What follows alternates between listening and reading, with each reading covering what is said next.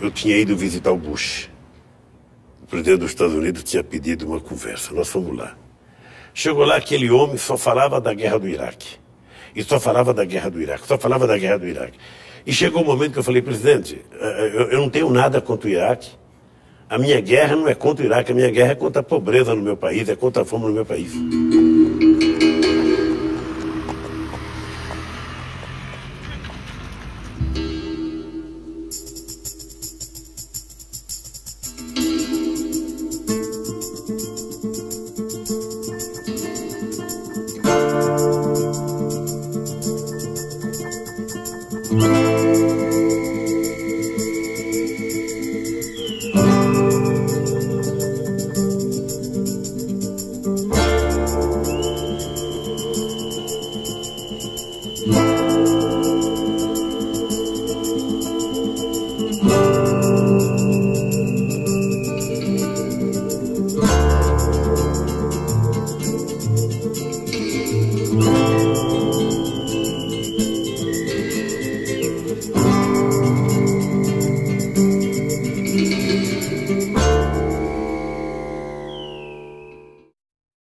A única coisa que aprendi a fazer na minha vida foi ser toleiro mecânico e estou tentando aprender a ser um bom dirigente sindical.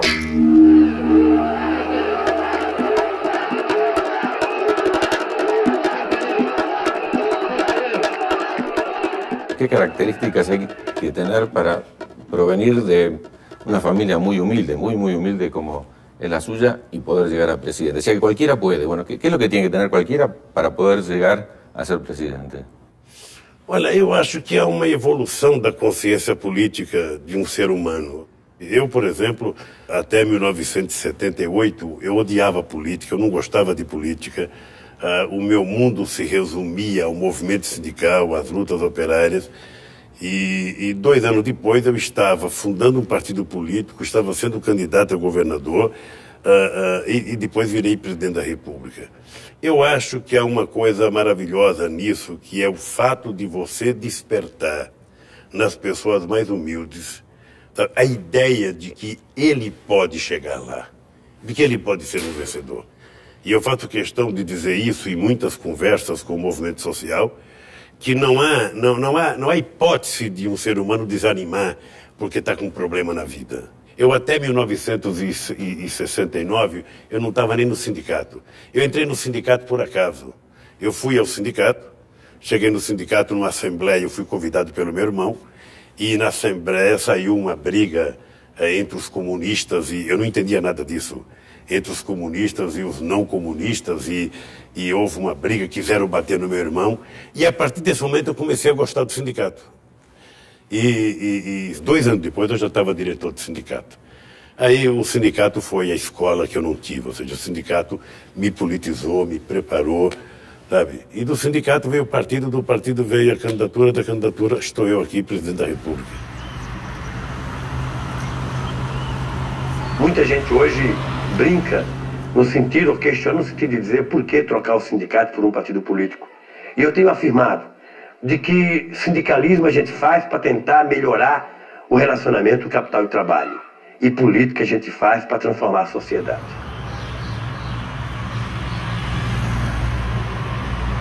Se eu fosse mentor político, ele teria entrado no Partido Comunista Brasileiro. Nós tentamos fazer com que ele participasse do Partido Comunista, ou pelo menos fosse um aliado. E ele ficou nos respeitando na época, mas à distância. Porque ele tinha uma visão que era o seguinte: entrar num partido clandestino, jamais eu vou fazer isso. Eu não vou fazer porque não compensa. E se eu tiver que fazer política, eu vou fazer na legalidade. E aí que eu não quero fazer nada escondido. Que nem vocês ficam se reunindo clandestinamente. Isso eu não quero, cara. Eu vou fazer abertamente, eu quero fazer abertamente. E é isso que ele fez.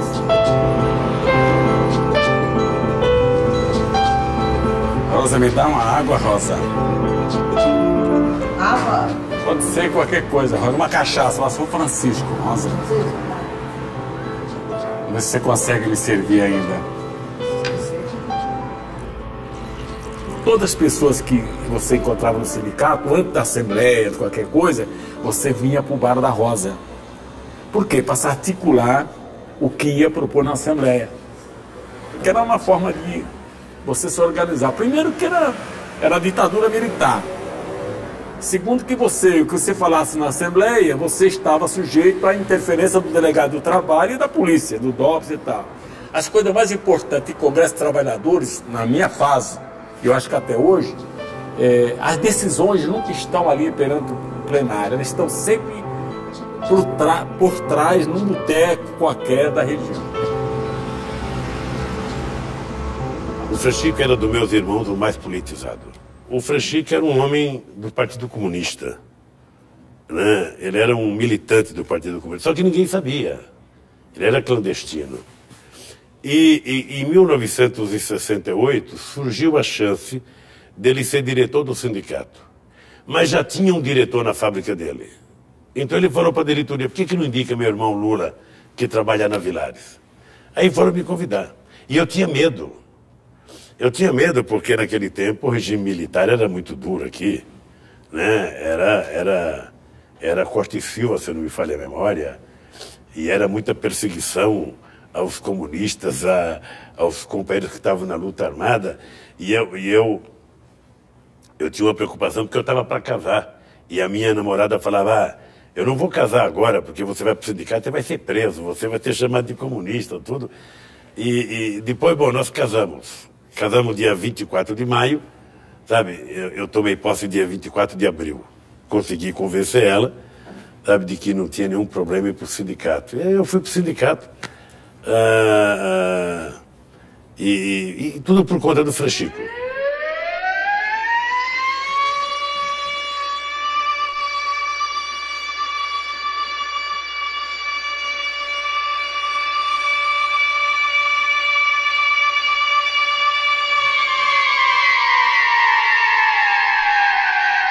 E é engraçado porque o Frei Chico era vice-presidente do Sindicato de São Caetano.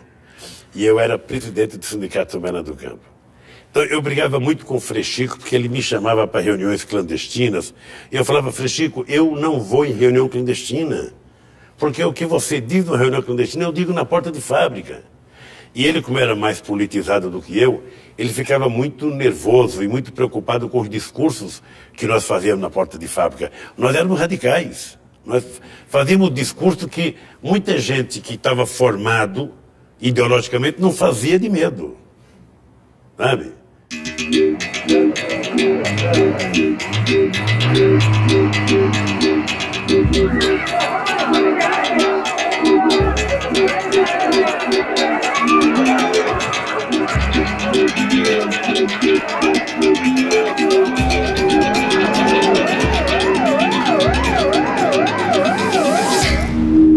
Depois o meu irmão foi preso em 75. Ele foi muito torturado. 75 dias de tortura. Muito choque, muito pau de arara. Muitas coisas aconteceram com ele. Mas ele também é um homem que não tem mágoa. Ele não tem ressentimento. Eu quando ele saiu da cadeia, eu falava para ele, Frei Chico, por que você não se vinga do torturador? Eu fico pensando, quer dizer, pega um cara que você sabe que torturou você, dá uma surra nele. Ele falava, não, já passou, sabe, muito tranquilo. Tem coisa que não dá para contar porque eu leio alguma coisa hoje escrita para alguns companheiros, mas tem coisa que não dá para você. Você pode ler, mas a leitura é meio um pouco fria, cara. O duro é você viver. O duro é você estar sentado numa cadeira, amarrado os dois braços, pelado, amarrado dois braços, a perna presa, as pernas, e o cara te dá choque ali, te dá porrada, choque. E quando o choque você não reage, eles, para dar o choque forte, ele te joga sal. E você tem que pôr sal na boca, molha você. E aí fazia com as meninas novas, moças que eram presas, o marido tiveram obrigado o marido a dar choque na mulher. Eu vi essa coisa. Esse era o Brasil que o pessoal não conhecia, que existia.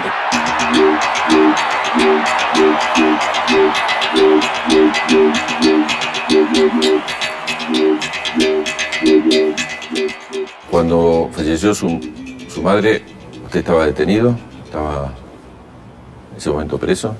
Minha mãe não sabia que eu estava preso, porque eu e meus irmãos, acertamos de não deixar nem ela ver televisão, nem saber que eu estava preso, que ela já estava com câncer. Ela foi internada, e aí eu fui visitar ela 2 vezes, eu estava preso.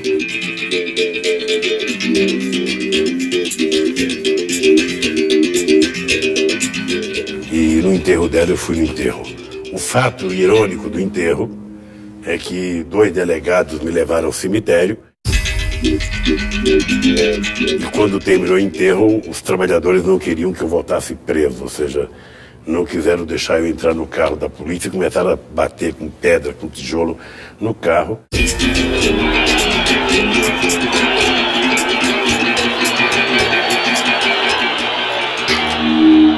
E aí eu tive que convencer os trabalhadores que eu tinha que entrar no carro, sabe, para voltar a ser preso, porque tinha mais 13 companheiros presos, então eu também não queria praticar nenhum ato E a prisão estava tranquila porque tinha muita gente do lado de fora prestando solidariedade, exigindo, e eu sabia que era apenas a questão de dias ou mais dias. Mas aí a coitadinha morreu e sem saber que eu estava preso.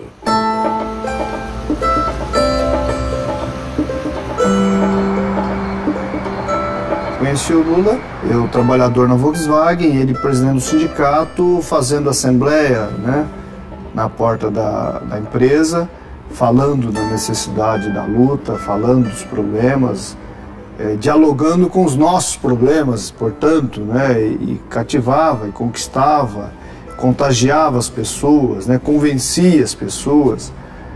Teve momentos difíceis. Em 80, a greve foi muito longa, durou 41 dias, teve a prisão do Lula e de toda a diretoria, teve a cassação da diretoria e a intervenção do sindicato. Essa é a experiência do contato com Lula inicialmente, um contato, uma impressão de quem contagia as pessoas e mostra o caminho.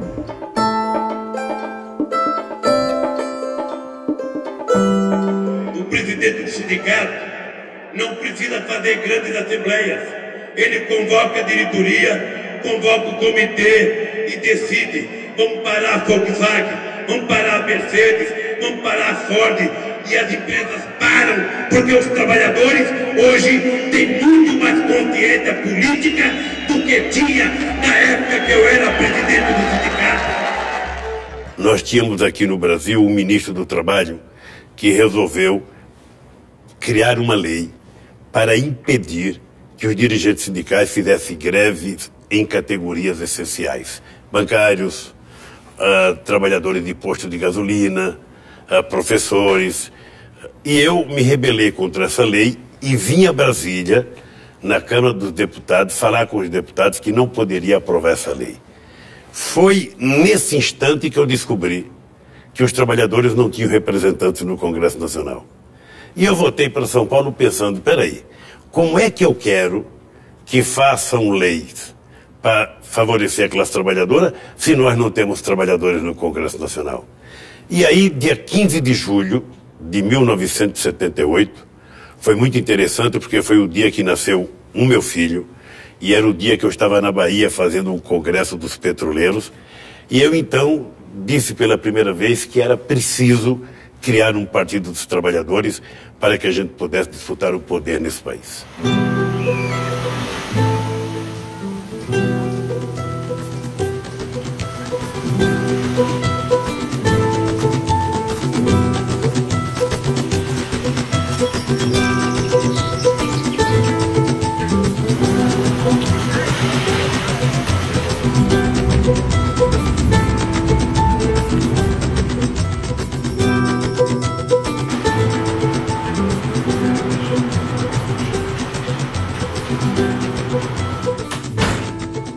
Esse aqui é o arquivo, é o coração do partido. A gente construiu o partido, era na busca de recurso, era se levantando 4 horas da manhã, era indo para as portas de fábrica, era indo para as greves, era na porrada mesmo. Diga-se de passagem que eu votei nele para deputado federal contra a vontade do meu ex-marido. Ele nem sabe, ele queria que eu votasse em Maluf, e eu votei no presidente Lula naquele tempo. Ele tinha um pôster desse tamanho de Maluf, bem na porta da minha casa. Eu não vou votar nesse cabra safado que chama o meu presidente de sapo barbudo. Eu vou votar no Lula. E eu votei no Lula. E dali em diante, pronto, eu fui tomando gosto pelos princípios dele, pelas coisas que ele passava. E foi tudo muito... Foi acontecendo.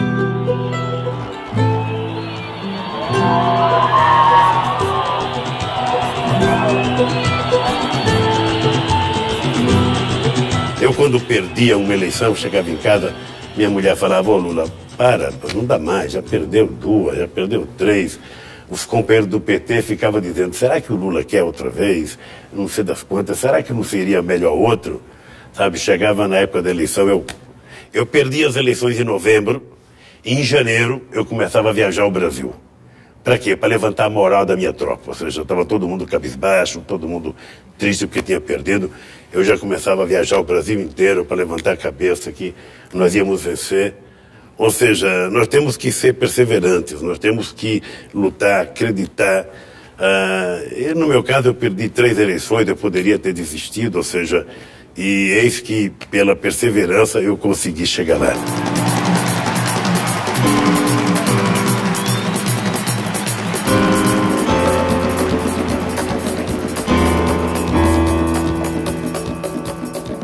Después de haber perdido una elección en octubre, en enero ya estaba de vuelta en la lucha y recorriendo el país. Pero, ¿cómo era esa noche? ¿Cómo era la mañana siguiente? Sofrimento. Sofrimento. Primeiro, a minha derrota para o Collor. A eleição teve na minha mão. Ou seja, eu cheguei a apertar a vitória, assim. Mas eu acho que nós cometemos um erro de inexperiência. Por exemplo, no dia do debate final, eu fazia 36 horas que eu não dormia. E você sabe que quando você está com sono, a tua cabeça não raciocina direito, né? E eu fui para aquele debate, que eu não deveria ter ido, sabe? Eu estava descansado, eu não deveria, mas eu fui para o debate e depois houve uma manipulação da Globo com o debate e eu perdi as eleições.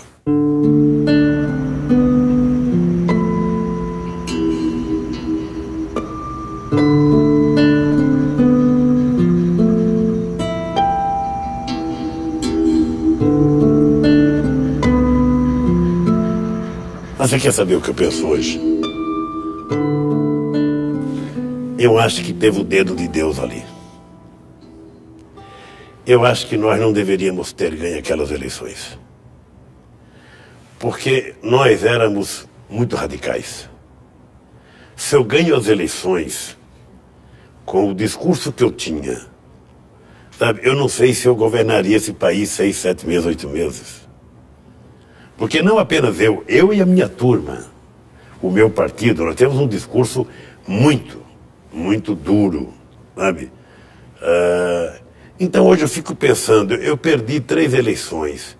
Em 12 anos, você aprende muita coisa. Depois eu perdi mais 3 eleições, ou seja, você vai ficando calejado, o partido foi ganhando prefeituras, foi ganhando estados, e todo mundo foi amadurecendo. Então quando eu ganhei, nós estávamos maduros, estávamos preparados para governar o país. Então, por isso que eu acho que hoje, ao invés de ficar lamentando que eu perdi em 89, eu dou graças a Deus de não ter ganho e de ter esperado esses 12 anos para ter chegado ao governo com mais sabedoria e com mais experiência. Se havia alguém no Brasil que duvidasse que um torneiro mecânico saído de uma fábrica chegasse à presidência da República, 2002 provou exatamente o contrário.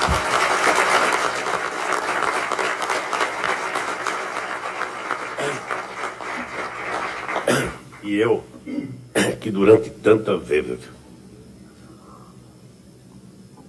fui acusado de não ter um diploma superior, ganho como meu primeiro diploma o diploma de presidente da República do meu país.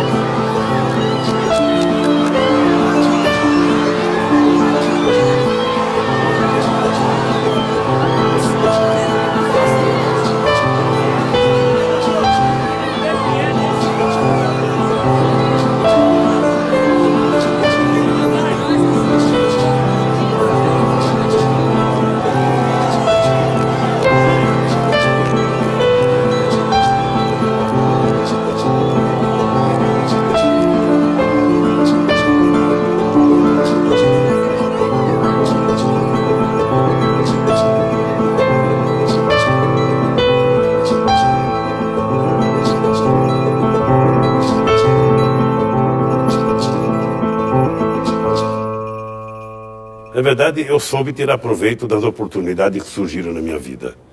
Então, eu dou graças a Deus da minha mãe ter vindo para São Paulo. Eu dou graças a Deus, sabe, de eu ter aprendido uma profissão. Ser torneiro mecânico na década de 60 e na década de 70 era você quase que ser um artista, porque era um trabalho